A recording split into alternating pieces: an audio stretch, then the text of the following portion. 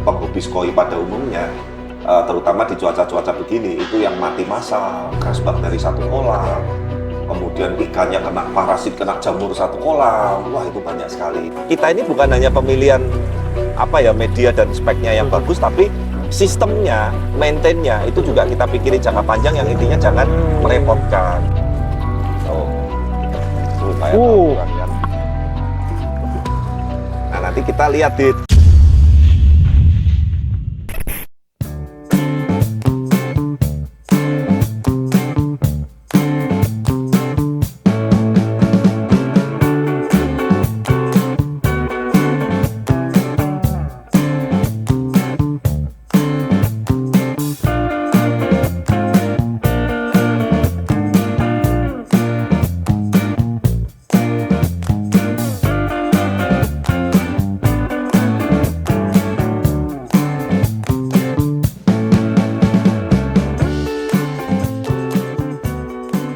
Halo teman main, ketemu lagi sama Koko. Hari ini pas kebetulan ada waktu senggang dan Koko lagi di Semarang.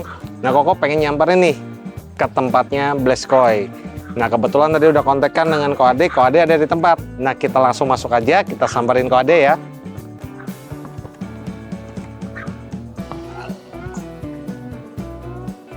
Nah nih teman main, ada Ko Ade. Gimana? Sehat kok? Sehat. Oh Yes, oke. Ya. Nyampe jam berapa tadi masuk Semarang? Masuk Semarang tadi sore sih kok. Sore ya. Sore kok langsung kontak. Ya. Kok saya izin duduk ya Ko Ade. Oke. Gimana? Tutup aja biar suaranya lebih enak ya. Cukup terang nggak? Jelas ya? Jelas. Ya. Gimana nih? Ini Sehat. mau buka cabang di Semarang ya, Mayin ya, berarti ya besok opening ya. Betul. Datang ya kok. 10 pasti saya udah scheduling.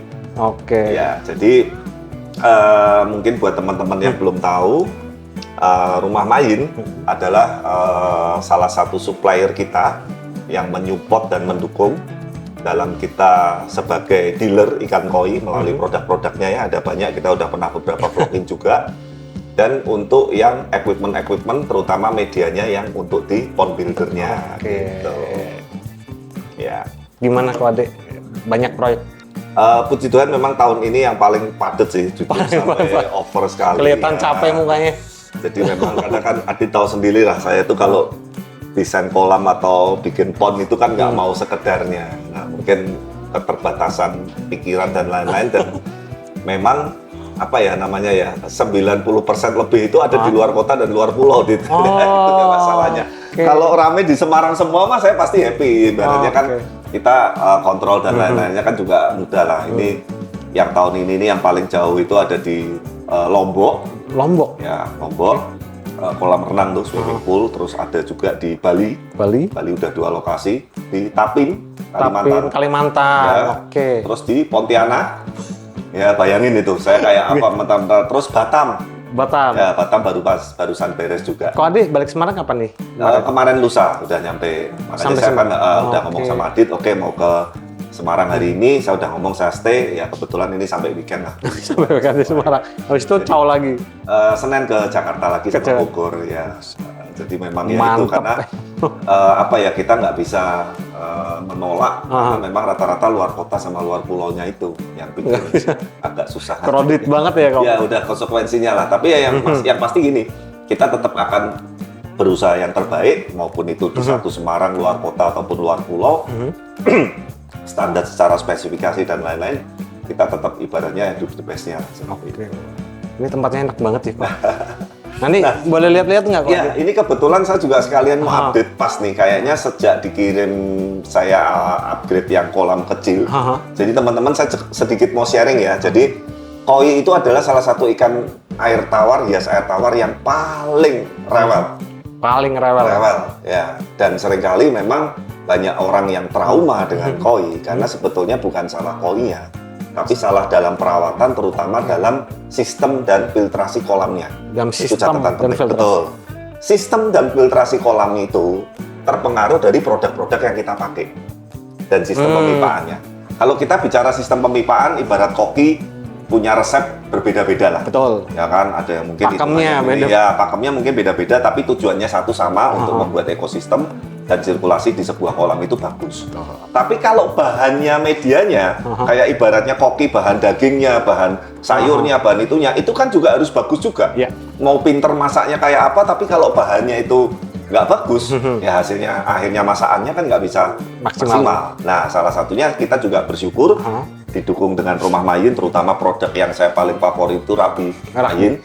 Itu saya akui sampai sekarang, kita udah tahun ke-14 ini di Pond Builder. Media biologis paling efektif, paling simple, kemudian matchernya cepet, airnya juga beningnya kristal, Rabi Mayin. Nanti kita setelah ini keluar, saya mau tunjukin. Oke, siap. Ini yang berbicara tadi bahwa koi itu ikan air tawar yang rewel, yang sulit, gampang mati, dan lain-lain. Saya akan tunjukin satu kolam yang tidak terlalu besar. Oke. Full outdoor, ini adalah salah satu tantangan juga keamanan atau yang paling riskan dalam piara koi, terutama yang kolamnya outdoor. Nanti kita tunjukin nggak ada kanopinya sama sekali, nggak ada tutupnya, dan Semarang saat ini lagi hujannya gila, kencang. Panasnya kalau panas ngeri, ya kan? Overpopulasi. Jadi harusnya kapasitas kolam ini cuma 12 kubik, mestinya cuma 12 ekor. Betul. Ini kalau nggak salah kemarin anak-anak laporan 34 atau 35, overpopulasinya 3 kali. Hampir 3 kali lipat. Yes.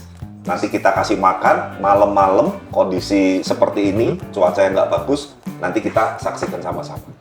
Nah, dari situ nanti kita akan bahas yang simpel-simpelnya. Salah satunya bisa seperti itu karena Rabi Mayin tadi udah full semua. Sekarang biologisnya Rabi Mayin.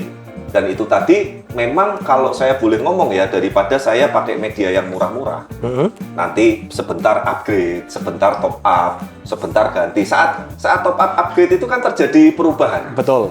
Ya kan, diangkat kolam puasa, dibersihin lagi, masuk lagi, proses maturisasi lagi dan segala macam. Itu kan mengganggu habitat. Makanya kalau saya bilang ya sekali top up yang terbaik, jangka panjangnya kita enak seperti itu. Nah, yang di Rumah Mayin gimana nih, Adit ngerasain? Gila sih kok. Nggak ada kendala sama sekali kan? Nah, bening terus. Bening terus, dan yang saya paling penting kasih catatan note itu, ikannya juga, ya sakit kalau kadang yang Adit bilang, kok ini bengong, kok ini ketatap memar sedikit, ya gitu-gitu, wajar lah karena ikan jantan ya. Kalau ikan jantan kan memang lebih agresif, tapi secara amit-amit kalau Adit pelajari secara penghobi koi pada umumnya, terutama di cuaca-cuaca begini, itu yang mati massal, crash bakteri satu kolam, kemudian ikannya kena parasit, kena jamur satu kolam, wah itu banyak sekali. Nah setelah diruntut-runtut, salah satunya karena faktor tadi, spek media dan filtrasi yang tidak proper ya, seperti itu. Ya kita nanti langsung lihat ya, kita lanjut keluar. Langsung? Oke, yuk kita keluar ya.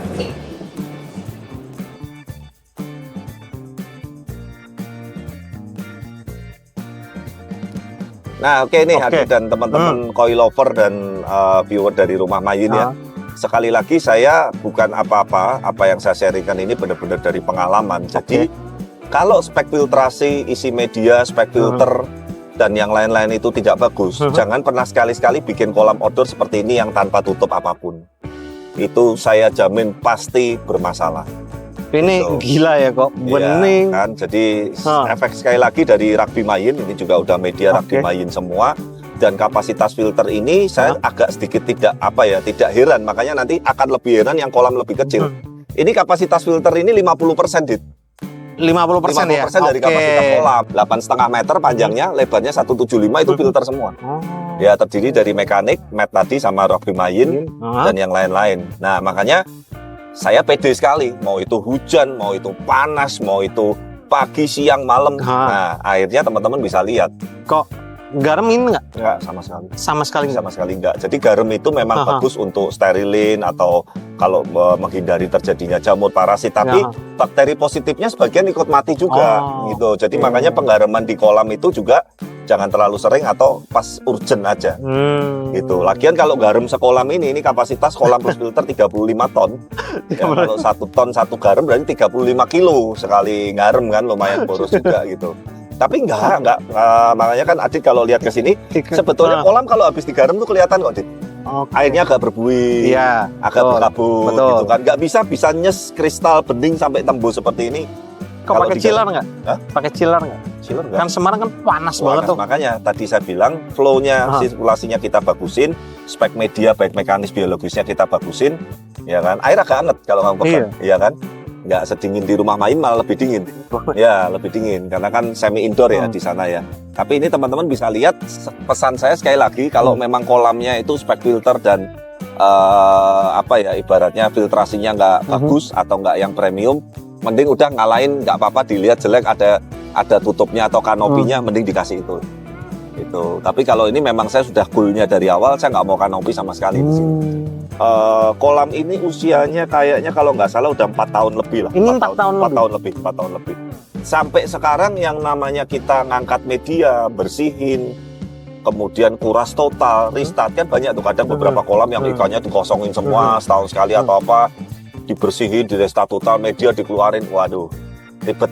Ada istilahnya di kita sistemnya namanya backwash besar. Jadi air kolam tetap stay, ada backwash stoppernya, BD stoppernya kita tutup kayak di rumah Mayu kan.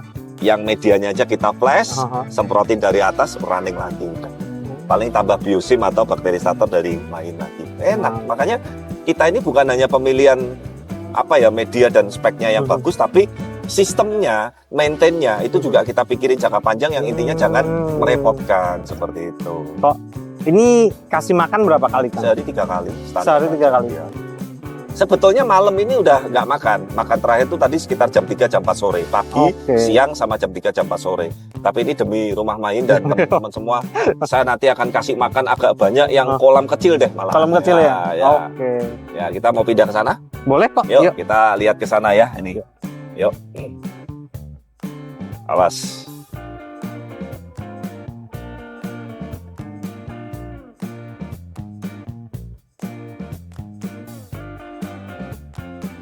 Nah teman-teman, ini sekarang kita fokus ke kolam ini.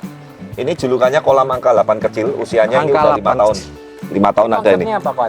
Sebetulnya konsepnya sih natural ya, kolam natural intinya. Tapi ya jujur natural ini saya bikinnya nggak semaksimal kayak di tempat-tempat customer lah. Karena beberapa batunya ini juga batu sisa, batu sisa proyek ya. Jadi materialnya seadanya lah ya, saya susun-susun. Ya not bad lah. Dalam berapa sih kok? Ini 1 meter doang ini.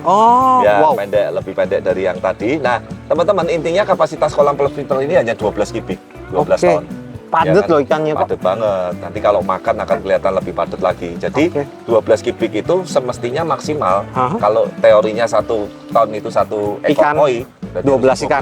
Betul. Toleransi 1 ton 2 berarti 24 lah. Betul. Ini 38, hampir 3 kalinya ya. Nah, teman-teman juga bisa lihat, kolam nggak terlalu kecil, filter juga kapasitas cuma 30%. Kalau tadi kan 50%. Iya, betul. Ini cuma 30% nih. Ya, lebih kecil kan? Full outdoor-nya sama. Nah, jadi ini adalah sangat-sangat riskan sekali kalau spek media dan terutama media biologisnya yang mengolah amoniak nitrat itu nggak maksimal. Saya nggak pakai rugby main, saya nggak berani.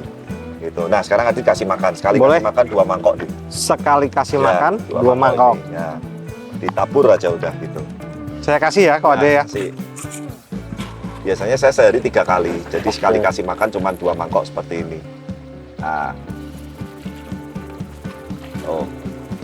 kayak taburan kan.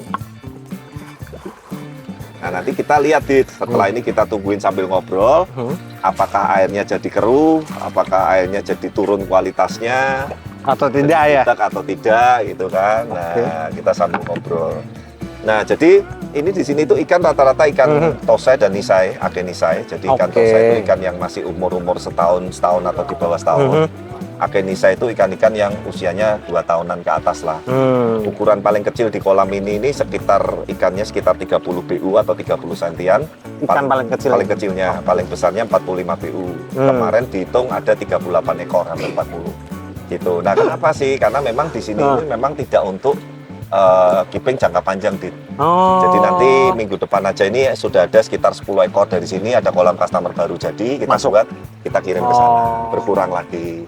Nanti saya baru ambil lagi gitu. Jadi ini memang hanya sementara lah. Paling cepat ya kok? Paling cepat perputaran kolam ini sama kolam bulat itu. Ya itu memang rata-rata customer juga cari ikannya yang ikan-ikan 30 sampai 40 sentian lah, yang medium lah saya bilang begitu. Tapi kualitasnya di sini juga udah saya seleksi. Impor semua ya? Impor semua, harga juga nggak mahal-mahal. Maksudnya yang rata-rata di sini juga under 5 juta. Under 5 juta semua. Jadi memang memang customer ini biasanya yang penghobi-penghobi baru itu jarang yang seperti Rumah Mayin, jarang yang seperti beberapa customer premium yang langsung mau beli ikan yang sampai puluhan juta per ekor, sampai ratusan juta per ekor, rata-rata yang memang yang medium-medium dulu lah. Yang penting intinya di kolam nggak malu-maluin gitu loh, Dit. Enak dilihat. Ini sih enak, Ya kan? enak sih kok. Warna merahnya ditunjang dengan lampu mayin tuh. Iya. Nah, lampu mayinnya cuma satu aja udah sekeren ini ya. Ini Cukup LED. ya kok? Cukup sekali. Cukup sekali. Sorry kok, Ya. ini panjang berapa kok lebar berapa? Panjangnya kayaknya 3,5 meter atau 3, nggak ada 4 meter. Oke, dengan Lebarnya lebar 2 meter. 2 meter. Satu 2 meter setengah ini. 2 meter setengah. 2 meter. Satu mata cukup ya Oh, kok. harusnya 2 sih. Ini kan yang daerah sini nggak. Nah, agak gelap sih. Cuman kan saya tuh mikirnya ini loh, di tiangnya ini jadi kebanyakan kalau 2. Makanya kan kadang itu dilemanya kita itu kalau tema natural itu sebisa mungkin juga pendukungnya baik itu lampu atau apa mestinya kan di sela-sela batu ini aja. Betul. Tapi kalau Sudut-sudut, main LED pon ditaruh di bawah kurang, Kurang. harus di atas seperti ini. Sudutnya nggak dapet kok. Tuh, Adit lihat ya, Ya. dia udah makan, Hah? makanan yang sisa juga masih banyak. Tuh. Biasanya saya kasih itu sedikit dulu, habis sedikit lagi. Tadi saya sengaja langsung 2 supaya teman-teman lihat sisa makanan yang nggak kemakan pun itu tidak membuat kualitas airnya Ini menurun ya. keruh. Karena sekali lagi spek filternya dan isi medianya bagus lah, Bagus. maksimal didukung oleh support by Rumah Mayin. Terima kasih kok. Ya, jadi pesan saya ya teman-teman ya, memang kalau sekali lagi saya boleh kasih saran, bukan karena saya dengan Mayin disupport atau ambil media dan lain-lain ke Mayin. Saya itu kan pengalaman itu dari media yang paling murah, jok mobil aja udah pernah pakai. Kasarannya begitu ya, yang model serabut-serabut kayak jaring-jaring gitu ya saya udah pernah pakai. Biobol dan lain-lain. Sekali lagi bukan saya mau menjelekkan media itu, enggak ya, ini benar-benar dari pengalaman. Antara effortnya, efeknya dan jangka panjangnya itu intinya banyak capeknya, banyak ruginya. Ikan gampang sakit, ikan mati, kolam trouble, air keruh, bersihinnya jadi sering dan harus disikatin, harus diangkat di apa-apa. Ya saya pikir ya kita hobi kan mau happy, mau cari simpelnya, mau cari enaknya kan. Ya udah makanya saya putusin semua kolam buatan Blaze tidak ada yang menggunakan media loom. Tapi Mayin dan media biologis yang se-grade lah, seperti itu. Gila, ini makannya sih. Tuh lihat tuh, ini di shoot aja nih airnya kan nggak ada butek-buteknya, nggak ada apa ya keruh-keruhnya atau terus jadi coklat. Makanan ini kan apa ya proteinnya kan cukup tinggi. Benar sekali apa kok. sih saya kurang tahu ya, ini kita pakai merek pakan yang cukupan aja lah, nggak yang premium juga. Kalau di Rumah Mayin JPD itu termasuk paling topnya. Ya ini yang saya kasih ini karena ikan-ikan sementara untuk transit ya, pakai pakan yang medium. Tapi ya sekali lagi yang penting kualitas airnya terjaga, kualitas parameter air ini bisa sehat, ekosistem terjaga, dan ikan koi secara pertumbuhan dan kesehatannya juga long term seperti itu. Asik ya kok. Asik. Asik lihat ini. Sangat-sangat membantu sekali intinya dengan yang tadi kita bahas dari awal sampai sekarang, bahwa intinya pakai media, terutama media biologis, jangan yang ganggu. Oke. Ya, seperti itu. Kok melenceng sedikit nih kok. Sekalian mau sharing belajar. Bedain jantan sama betina gimana Ya kok? sebetulnya kalau memang kasat mata itu, ikan jantan itu biasanya yang paling kelihatan kasat mata itu adalah warnanya lebih strong daripada ikan betina. Oke. Kalau masih ukuran-ukuran kecil segini. Oke. Contohnya tuh Dit, ada satu sanke itu yang orange, agak orange Iya. itu, ya itu betina. Ini. Ya ini female, Isava maruten female. Ini kan? Ya. Nah itu sanke yang merahnya lebih tajam-tajam itu jantan. Oh. Ya, jadi dari situ yang paling kelihatan kasat mata. Kemudian kalau kita perhatikan secara dari mata langsung, sirip dayungnya ikan jantan tuh biasanya agak lancip-lancip. Teksturnya. Ya, teksturnya. Kalau female itu dia agak mekar, bulat. Oval. Tapi itu tidak jaminan 100% ya sekali lagi ya. Tapi ini salah satu kriterianya lah seperti itu. Agak bulat, agak ngoval itu betina. Kalau yang siripnya agak lancip, agak tipis itu jantan. Nah yang ketiga, parameter ketiga itu kalau kita angkat ikannya, kita pegang pipinya kanan kiri itu biasanya agak kasar. Itu jantan? Jantan gitu. Tapi paling valid adalah kita agak bius sedikit, dibalik dicek kemaluannya. Itu udah paling valid. Ya, paling validnya itu kalau kemaluan betina biasanya dia agak ada munculnya sedikit kayak pentilnya gitu. Kalau yang jantan dia masuk ke dalam. Terus kalau yang jantan kita pelirit atau kita pijet sedikit di daerah kemaluannya, keluar kayak sperma putih-putih. Nah itu udah fix jantan. Itu paling validnya, paling solidnya itu. Kalau yang lainnya yang tadi saya bilang poin 1, 2, 3 itu hanya secara perkiraan. Perkiraannya. Cuman kenapa memang saya rata-rata suka ikan jantan, jangka panjangnya itu kita nggak mikirin gendong telur, nggak khawatir perut turun, nggak khawatir perutnya pot belly dan segala macam seperti itu. Meskipun nggak jaminan juga ya, ada ikan jantan yang pot belly ada juga. Ada yang memang genetiknya kurang bagus, jantan yang perutnya turun, yang perutnya helikopter atau pot belly istilahnya ada. Ada dari kecil udah kelihatan. Saya sangat nyaman sekali dengan yang sekarang ini gitu. Di sana makanya secara spek, sistem dan lain-lain kita lakukan. Gitu. Kalau desain kita bisa fleksibel.